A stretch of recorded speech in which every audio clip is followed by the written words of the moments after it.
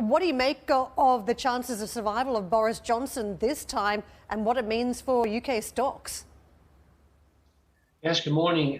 It certainly sounds like this paralysis, as your colleague was outlining in the previous segment. There's so much uncertainty about how it will exactly play out.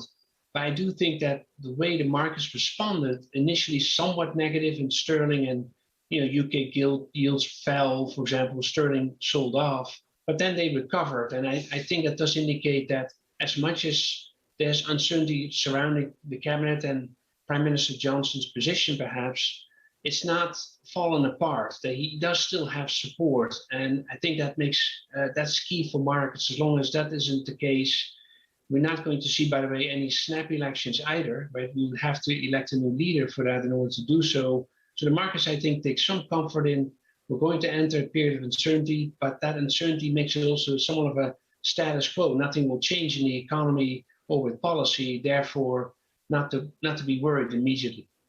Ben, you pointed out that Rishi Sunak was worried about some of the fiscal interventions, that was a point of difference with Johnson here. And as we talk about recessions, clearly government stimulus and government policy is quite key. Can you just talk us through that and the ramifications for the UK and beyond?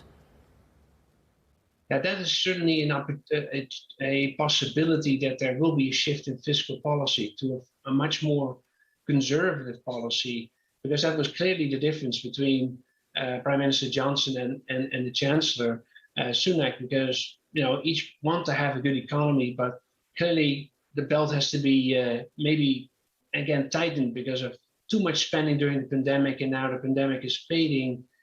A change has to happen. So how this will happen, though, is not exactly clear. This new Chancellor may side with the Prime Minister, but immediately putting these restrictive measures in place in fiscal policy means that first you have to get through this very uncertain period of maintaining the cabinet and its position.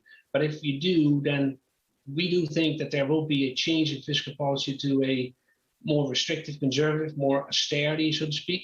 And that will be in the time of economic recession, as the UK economy is very challenged at this moment, likely put the economy even more under pressure.